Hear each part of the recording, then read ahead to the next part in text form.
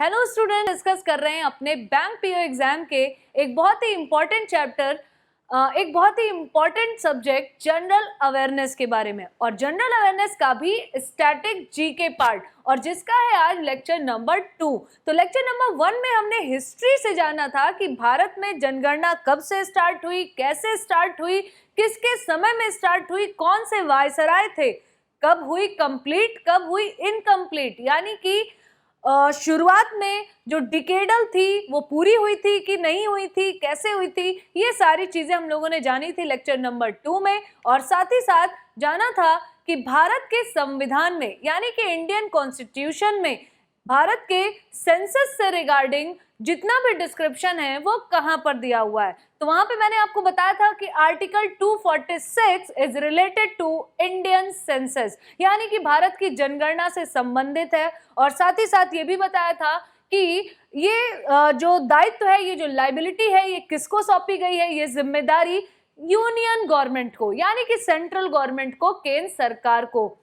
और साथ ही साथ 7th शेड्यूल जो कि बताता है सूचियों के बारे में यानी कि लिस्ट के बारे में, तो उसमें यूनियन लिस्ट में जनगणना के बारे में बताया गया, यानी कि पूरी तरीके से जिम्मेदारी होती है किसकी, केंद्र सरकार की। और साथ ही साथ उस लेक्चर नंबर 1 में हमने ये भी डिस्कस किया कि केंद्र सरकार का कौन सा मंत्रालय या फिर कौन सी मिनिस्ट्री, यूनियन मिनिस्ट्री इसमें इन्वॉल्व होती है या किसके अंतर्गत जनगणना कराई जाती है। तो उसका आंसर था आपका गृह मंत्रालय यानी कि होम मिनिस्ट्री, गृह मंत्रालय के अंतर्गत किया जाता है। फिर उसके बाद हमने आपको बताया कि जनगणना आयुक्त जो कि 2011 की अगर बात करें तो 2011 में जनगणना आयुक्त कौन थे, सी चंद्रमौली जी। और जो अभी हमारे वर्तमान में जो यानी एट प्रेजेंट अगर बात करें कि हमारे जनगणना आयुक्त कौन है, यानी कि registrar general and commissioner of census of India, वो है आपके विवेक जोशी जी। तो इतनी सारी बातें हम लोगों ने की थी और साथ ही साथ कुछ इंपॉर्टेंट फैक्ट डेटा भी जाने थे कि पहले पॉपुलेशन कितनी थी, अब कितनी हो गई, साक्षरता दर पे बात की थी, ट्रांसजेंडर समुदाय को शामिल किया गया उस पर बात की थी। तो लेक्चर नंबर 1 जरूर देखिएगा। अब आज का जो लेक्चर नंबर 2 है उसमें हम डिस्कस करेंगे क्वेश्चंस, यानी कि आपको एक आइडिया लगने वाला है लेक्चर नंबर 2 से कि किस टाइप के क्वेश्चंस आपके एग्जाम में पूछे जाते हैं बैंक पीओ में। तो स्टैटिक जीके का बहुत ही इंपॉर्टेंट सा पार्ट है ये आपका, ठीक है। तो चलिए देखते हैं कि किस तरीके से क्वेश्चंस आपके बनते हैं। So let's start with the question number 1। तो क्वेश्चन नंबर 1 क्या है आपका, यहाँ पे देखिएगा, एज ऑफ 2011, यानी अगर हम 2011 की बात करें, 2011 तक how many times the decennial census of India has been conducted. अब यहाँ पर अगर आपको याद हो लेक्चर नंबर 1 में यहाँ पे क्या लिखा हुआ है, 2011 तक भारत में कितनी बार जनगणना आयोजित की गई है। तो आपको लेक्चर नंबर 1 में याद होगा, मैंने आपको बताया था कि डिकेनियल होती है और 1872 में यानी 1872 में पहली बार स्टार्ट हुई थी, लेकिन वो कंप्लीट नहीं हुई। तो अगर इसको इंक्लूड कर लिया जाए तो आंसर होता है 16 यानी कि डी। अब ऑप्शंस देखिए क्या क्या हैं आपके, 13, 14, 15 एंड डी 16। लेकिन जब यहाँ पे कुछ भी मेंशन नहीं किया गया है कि यानी कि इसको इंक्लूड करके या फिर एक्सक्लूड करके, तो राइट आंसर होगा आपका सी यानी कि 15। और 15 कब से हम मानते हैं, जब कंप्लीट सेंसस हुई थी 1881 में। तो चलिए एक चीज आपको दिखाते हैं जहां से आपको याद आ जाएगा कि मैंने क्या बताया था। तो देखिएगा 2011 की जो जनगणना है वो 15वीं बार की है, और ये कैसे 15वीं बार की है उसके बारे में भी बात करेंगे। सेकंड नंबर जो क्वेश्चन नंबर 2 है वो जब आप देखेंगे तो वहां पे आपको समझ में आएगा कि क्यों 15 है, 16 क्यों नहीं है, ठीक है। तो क्वेश्चन नंबर 2 क्या है आपका, यहाँ पे ध्यान से देखिएगा, इन which year the first complete census was conducted in India, यानी कि भारत में पहली बार पूर्ण जनगणना किस वर्ष में की गई थी। तो लेक्चर नंबर 1 में मैंने आपको बताया था कि स्टार्ट हुई थी 1872 में, लेकिन जो कंप्लीट सेंसस थी यानी जो पूर्ण जनगणना अगर देखी जाए तो वो थी आपकी 1882 की। ऑप्शंस क्या क्या हैं, 1872, 1878, 1882, 1885 या फिर नन ऑफ द अबव, यानी उपरयुक्त में से कोई नहीं। लेकिन राइट आंसर क्या है आपका, जो कंप्लीट सेंसस की जब भी बात होगी तो राइट आंसर होगा आपका 1882। अब इसका रीजन क्या है वो भी मैंने आपको बताया था, तो चलिए देखते हैं यहाँ पे। उसका रीजन है ये बताया था, while it has been undertaken every 10 years, यानी कि हमेशा हर 10 साल के बाद ये कंडक्ट कराई जाती है। तो 1872 में जब ब्रिटिश वायसराय लॉर्ड मायो के समय में पहली बार भारत में जनगणना हुई थी, बट इट वॉज इनकम्प्लीट, यानी कि सारा का सारा डेटा नहीं था और ऊपर से 10 साल का डेटा नहीं था, मुश्किल से 6 या 7 साल का ही डेटा अवेलेबल था, इसलिए इसे इनकम्प्लीट सेंसस मानते हैं। जो कंप्लीट सेंसस मानी जाती है यानी जो पूर्ण जनगणना वो हुई थी आपकी 1881 में। और किसके समय में, कौन सा वायसराय था उस समय, लॉर्ड रिपन। तो लॉर्ड रिपन के समय में हुई कंप्लीट सेंसस। तो दो क्वेश्चंस तो यहीं से कभी कभी बन जाते हैं कि पहली बार जनगणना किसके समय में हुई, तो लॉर्ड मायो, और दूसरी बार किसके समय में हुई, Lord Ripon. Now move to the next question, and the next question is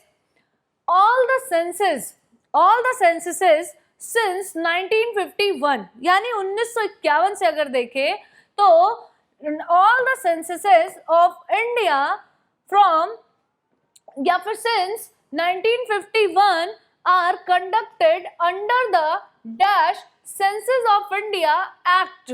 एक एक्ट आ गया था, वो एक्ट क्या था, कब से, और उस एक्ट का क्या नाम था जिस एक्ट के अंतर्गत 1951 से हमारे यहाँ सेंसस कंडक्ट कराई जाती है, यानी इंडिया में। तो ऑप्शंस क्या हैं आपके, A 1947 census of India act, B 1948 census of India act, C 1949 census of India act, या फिर D 1950 census of India act. ठीक है, जो क्वेश्चन क्या है कि कौन सा एक्ट है, तो इसका राइट आंसर क्या होगा आपका, बी, यानी कि जब 1951 से कंडक्ट होना तो स्टार्ट हो गई, वो बात अलग है कि 1951 से, क्योंकि डिकेडल होती है तो जो डिके जहां से स्टार्ट होता है वहीं से कंडक्ट होती है।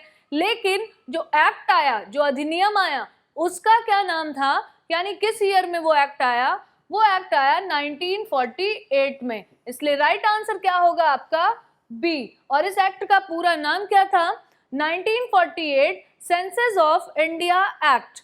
ठीक है, यानी भारतीय जनगणना अधिनियम 1948। अब यहाँ पे देखिएगा उसके बारे में डिटेल में भी दिया हुआ है, कौन सी मिनिस्ट्री डेटा जारी करती है, होम मिनिस्ट्री, यानी कि गृह मंत्रालय।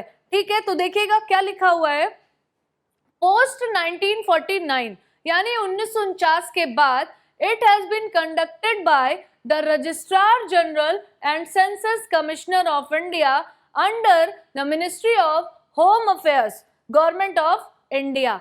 अब ऐसा क्यों बोला है, क्योंकि अगर इसके पहले मान लीजिए 1951 से पहले जनगणना कब हुई होगी, 1941 में, और 1941 में क्या भारत आजाद था, नहीं, तो किसके अंतर्गत ये जनगणना हो रही थी, उस समय भी वायसराय के ही अंतर्गत। लेकिन आफ्टर इंडिपेंडेंस 1947 के बाद अधिनियम आ गया 1948 में, और 1949 के बाद की ही जो जनगणना हुई हमारी 1951 में, वो हमारे होम अफेयर्स मिनिस्ट्री के अंतर्गत होना स्टार्ट हो गई, यानी कि यूनियन मिनिस्ट्री के गृह मंत्रालय के अंतर्गत। अब देखिएगा, all the census since were conducted under 1948 census of India act, क्योंकि भारत के पास अब अपना संविधान था, तो संविधान के अंतर्गत नए नए चीजों पे नए नए अधिनियम और एक्ट भी लगातार क्या हो रहे थे, पारित होते जा रहे थे। अब देखते हैं, अब हम बात करेंगे 2021 के सेंसस से रिलेटेड एक इंपॉर्टेंट फैक्ट आपको बता दें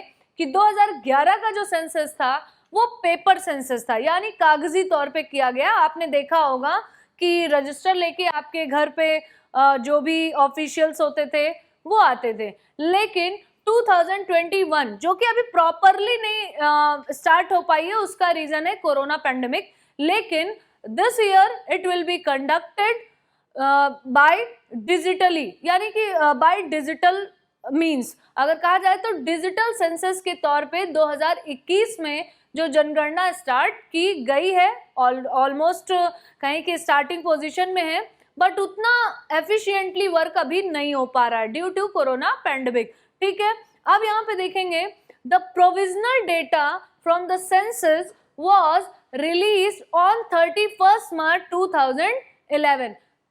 जो सेंसस थी आपकी स्टार्ट कब हुई थी?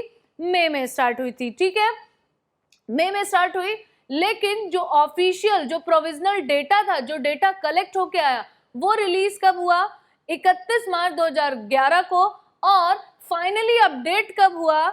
20 मई 2013 को, यानी कि ऑन 20 मई 2013। और ये एक ऐसी जनगणना थी जिसमें transgender population was also counted, उनको भी इसमें काउंट किया गया, उनको भी इस जनगणना में शामिल किया गया।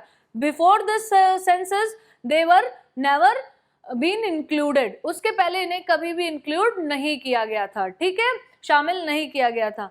अब देखते हैं नेक्स्ट क्वेश्चन, और सारे के सारे क्वेश्चन ऐसे हैं जो जिनके बारे में हम लेक्चर नंबर 1 में पढ़ चुके हैं। यहाँ से आपको एक बेसिक आइडिया लेना है कि क्वेश्चन आपसे पूछे कैसे जाएंगे। तो सबसे काफी बेसिक सा है और इसके बारे में मैंने लेक्चर नंबर 1 में आपको पढ़ाया भी है। देखिएगा क्या लिखा हुआ है, according to the final census released by Home Minister, India's total population as on March 2011 was, यानी कि 1 मार्च 2011 को गृह मंत्री द्वारा जारी अंतिम जनगणना के अनुसार भारत की कुल जनसंख्या कितनी थी। ये डेटा एक ऐसा डेटा है जो कि फिक्स है, आपको उसमें एक भी अंक की गलती आप नहीं कर सकते, क्योंकि ये गृह मंत्रालय द्वारा जारी डेटा था। ठीक है, 1 मार्च 2011 को। तो ऑप्शंस क्या हैं आपके? 120 करोड़ 8,54,977, 121 करोड़ 8,54,977, सी 122 करोड़ 8,54,977, डी 123 करोड़ 8,54,977, या फिर E none of the above, यानी कि उपर्युक्त में से कोई नहीं।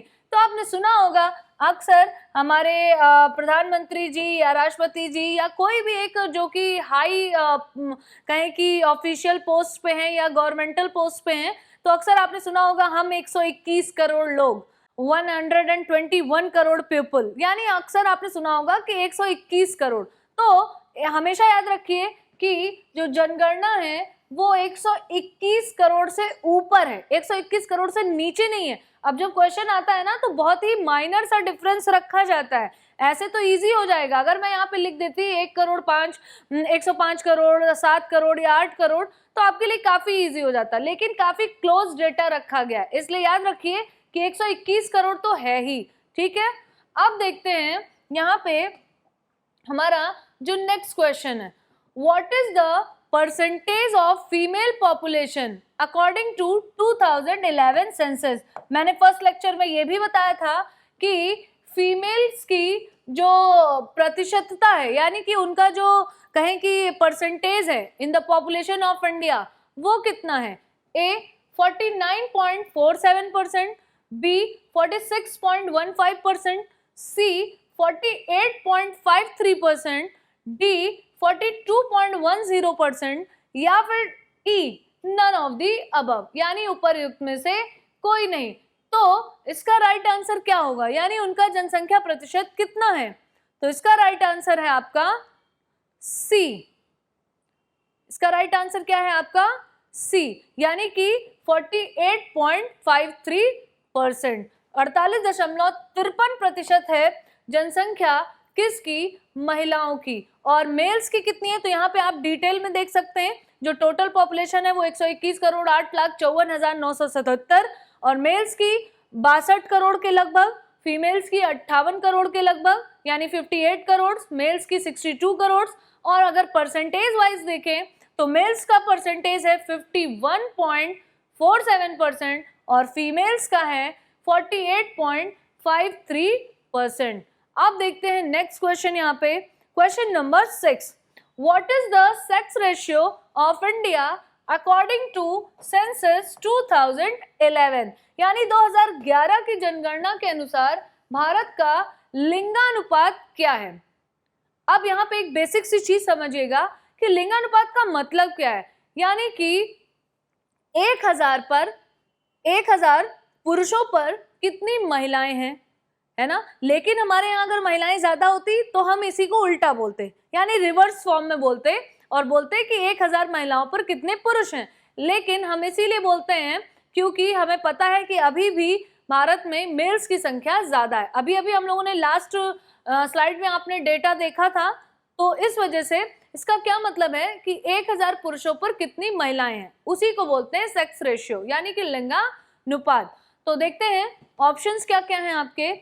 ए 927 on 1000 males, 930 on 1000 males, 940 on 1000 males, या फिर डी 944 फीमेल्स ऑन 1000 मेल्स। यानी कि तो राइट आंसर क्या है आपका, डी, यानी कि 1000 पुरुषों पर 944 महिलाएं हैं। अभी भी 56 का डिफरेंस है। और मैंने अगर आपको याद हो तो बताया था कि जब लेक्चर नंबर 1 पढ़ाया था कि अभी 1000 पर तो 56 का अंतर आ रहा है, यानी 56 का। अगर टोटल पॉपुलेशन में देखा जाए तो ये लगभग 5.5 करोड़ का डिफरेंस है, 5.5 करोड़ का।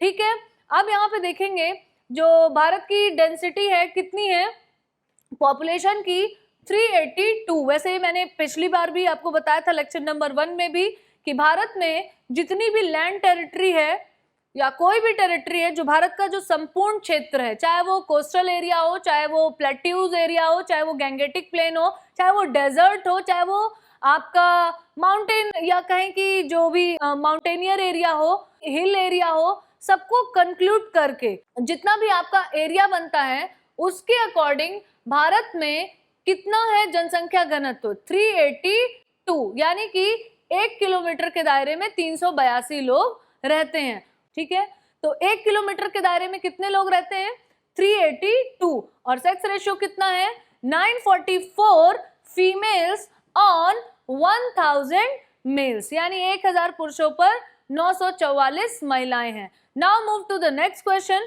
Question number 7 is what is the female literacy rate in India according to 2011 census, यानी 2011 की जनगणना के अनुसार भारत में महिला साक्षरता दर कितनी है, यानी फीमेल्स का लिटरेसी रेट कितना है। ए 60.46%, बी 62.46%, सी 64.46%, डी 65.46%, या फिर E none of the above, यानी उपर्युक्त में से कोई नहीं। तो इसका राइट आंसर होगा आपका डी, यानी कि 65.46% महिलाओं का लिटरेसी रेट है। अब इसी के साथ जानेंगे कि मेल्स का कितना है और टोटल कितना है। तो जो टोटल लिटरेसी रेट है वो आपका 74% है, जिसमें मेल्स का लिटरेसी रेट यानी साक्षरता दर 82.10% है, और फीमेल्स की अगर बात करें तो 65.46% ही है। आप देखते हैं अपना यहाँ पे next question, which is the least populated state in India according to 2011 census। Most frequently asked question है ये कि भारत की 2011 की जनगणना के अनुसार अगर देखा जाए, 2011 की जनगणना के अनुसार भारत में सबसे कम आबादी वाला राज्य कौन सा है, least populated state of India. Option A Sikkim, B Arunachal Pradesh, C Tripura, D Nagaland, and E none of the above, यानी कि उपर्युक्त में से कोई नहीं।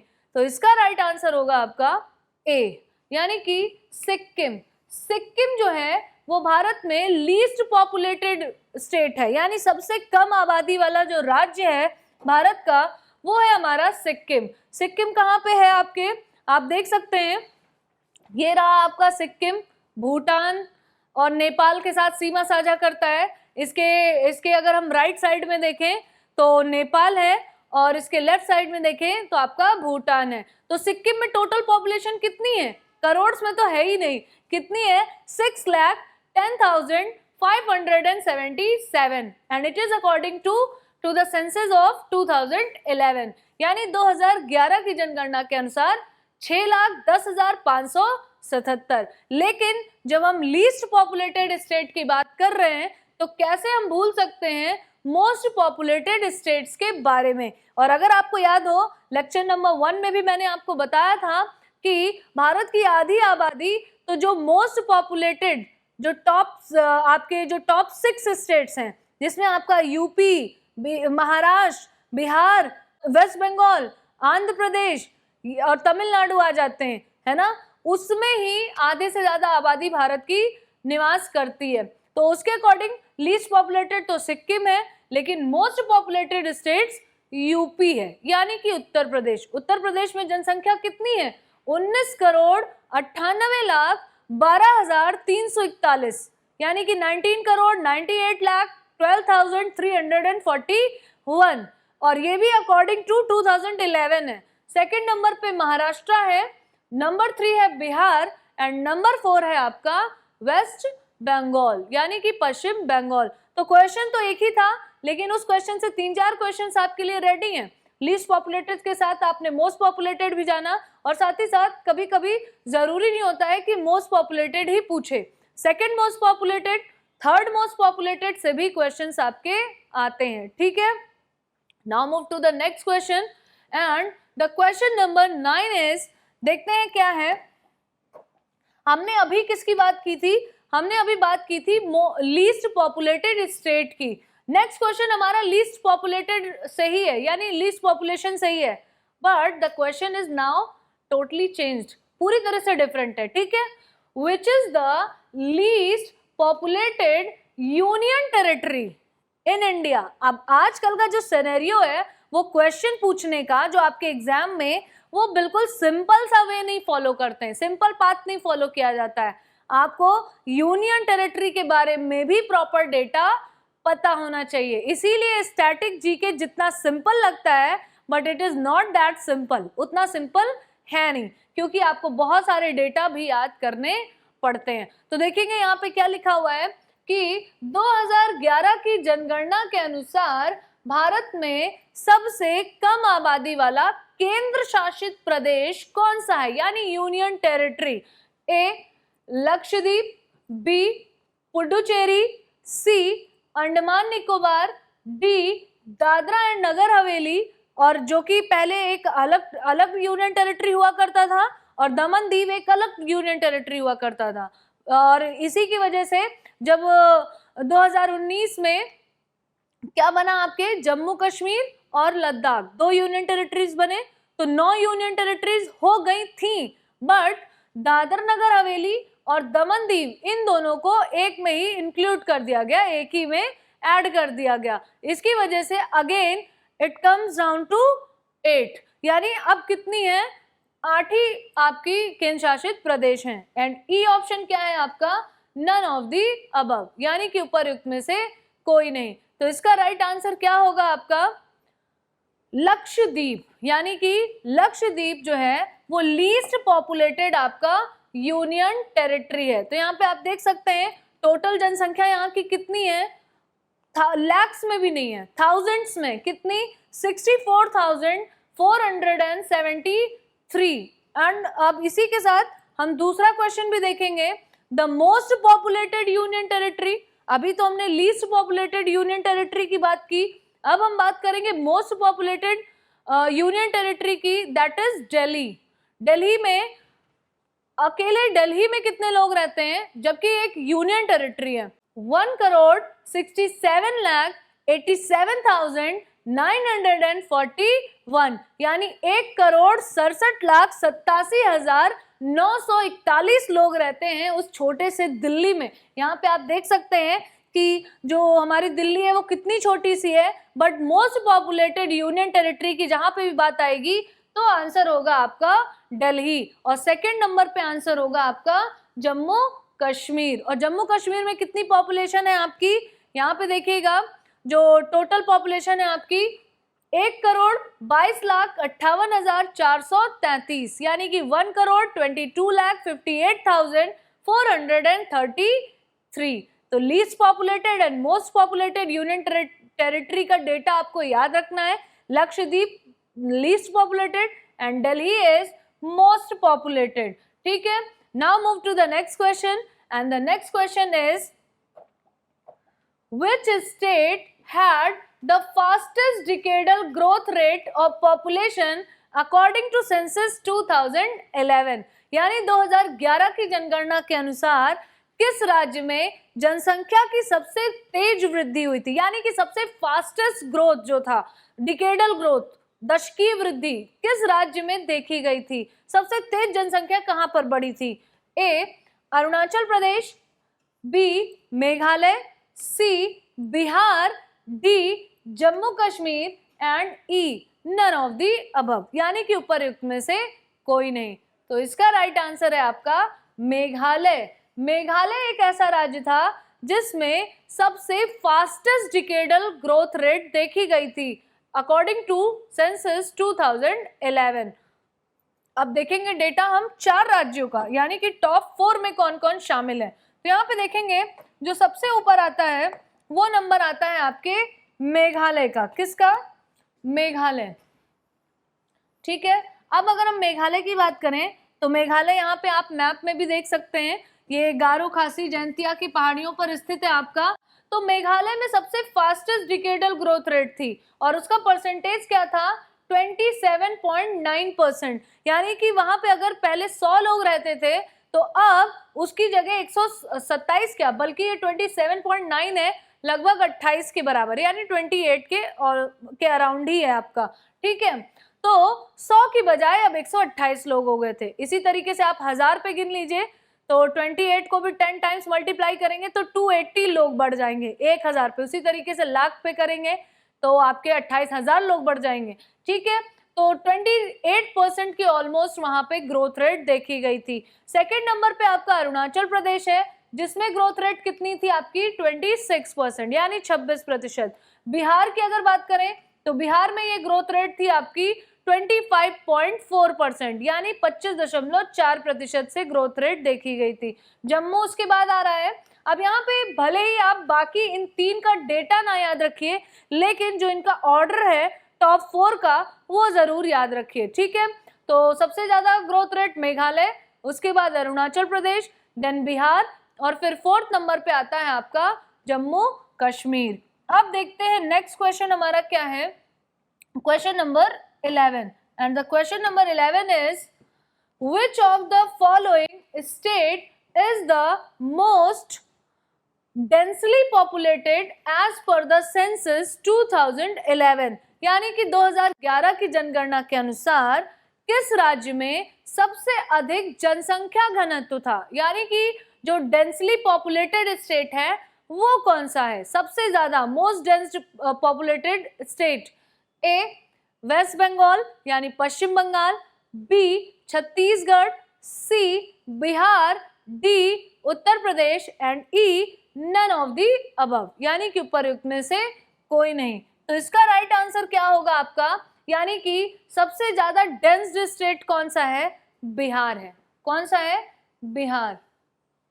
अच्छा, यहाँ पे मोस्ट पॉपुलेटेड और डेंसली पॉपुलेटेड में डिफरेंस है। मोस्ट पॉपुलेटेड का मतलब है कि जनसंख्या ज्यादा है, यानी कि लोगों की संख्या ज्यादा है, लेकिन डेंसली पॉपुलेटेड का मतलब है कि कम एरिया में जनसंख्या ज्यादा है, यानी कि 1 किलोमीटर के दायरे में सबसे ज्यादा लोग वहां पे रहते हैं पूरे भारत में, उस स्टेट में। ठीक है, तो वो स्टेट है आपका बिहार।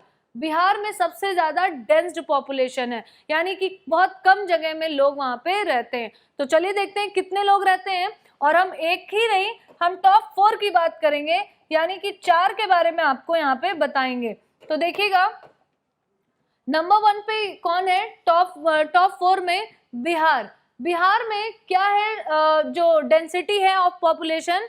1106 पर किलोमीटर स्क्वायर, यानी 1 किलोमीटर के दायरे में बिहार में 1106 लोग रहते हैं, जबकि पूरे भारत का डेटा कितना है?